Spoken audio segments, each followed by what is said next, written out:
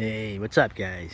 Yeah, I like Egyptian imagery. I like horror. I like mummy movies, and I like pre-code horror comics. So this is a win-win. I got this from the comic store by me that specializes mostly in back issues and actually makes money off the comics because they do that, right? Um, the pre-code horror stuff is huge. They have like hardcover collections. It's a huge part of the shelf. Um, and it's funny how people really like to go back to these, all Monster Kids. Uh, there's something about the pre-code horror. There's other things going on per se, but just focusing on this for now is the review of it. Nice intro about the Mummy films. Yeah. Oh, Queen Terror. Anyway, uh, these are the 70s comics. That looks cool, right? But the whole idea of the Egyptology coming out in the Victorian period, the rational period, and a lot of these stories where the rational modern man messing with the unknown and disrespecting it, and then getting their comeuppance. At least in the stories. Right? Look at these cool covers. Right? Obviously, looking at the older comics here. Yeah, the art is more primitive. You only had you had 7 pages, you had 7 to 8, sometimes 10 pages max. You have big word balloons, whatnot. Sometimes the proportions are not always there, but that is cool. Yeah, take that page. And, the women are beautiful, although sometimes they're evil femme fatales, right? The men look like men. Hey, Mac, they got the tie and everything, You have madmen trying to control forces that they turn on them.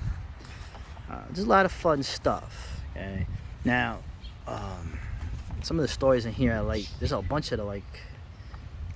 This one in particular, Harvey Comics. Right? Harvey Comics and Ace Comics are two of my favorite pre-code publishers. They did some of the nastiest, weirdest, and goriest stories you had. And this one in particular, The Living Mummies, is pretty nasty, and this one's pretty good too, also from Harvey. But I like mostly the Unburied Mummy, right? And you see damsels in distress, right? Like I mentioned before, right? Man, pleasant to look at. Now, I'll pick up a few things. Right?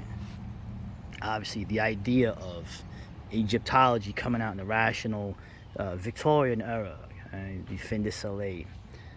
Your progressives of the time, essentially having no respect for the ancient transcendent order that people believed in, and putting it under a microscope. Okay? Now, I'm guilty of looking at the Egyptian section of museums too, but there's always sort of an interesting thing at play in here. Okay?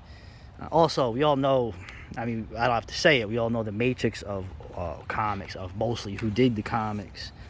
So you have a nasty Old Testament edge in some of these stories of people getting what they deserve. But I will admit, as you know, that one of the things I like too about these pre-code comics, the crime stuff especially too, the thrillers, the detective comics, there's a real cynical look at America, okay, right after the war to free the world. Okay, and the fact that a lot of these people were communists or whatever doesn't change the fact that things were not okay. I really don't like the 50s nostalgia that people still cling to. It was never there, okay? If it was less than a generation. They chased you from the cities, okay? The men from the war, okay, who were tougher than you, ran from the cities, okay? At least the ones that weren't tight-knit ethnically.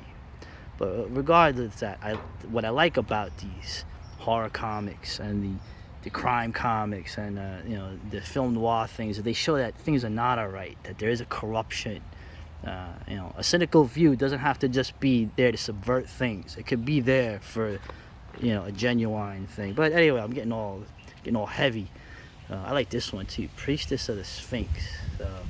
You got the Sphinx comes to life and eats people, man. That's awesome. And you got this one with this evil sorceress is buried alive for her crimes. And you see her throughout the centuries. The whole idea of being buried alive and not dying. Ugh. That's another thing with the mummy idea. But evil never dies. So, nice collection. I recommend it. And you know, it's not Halloween, but you know me, man. Every day is Halloween, so we're gonna be covering all kinds of stuff on this very weird channel that I have. And man, I just love looking at the old comics, man. Seeing the women and the men and the craziness, man. Some of these stories are really, really nasty. So they're pre-code, right? All right, later.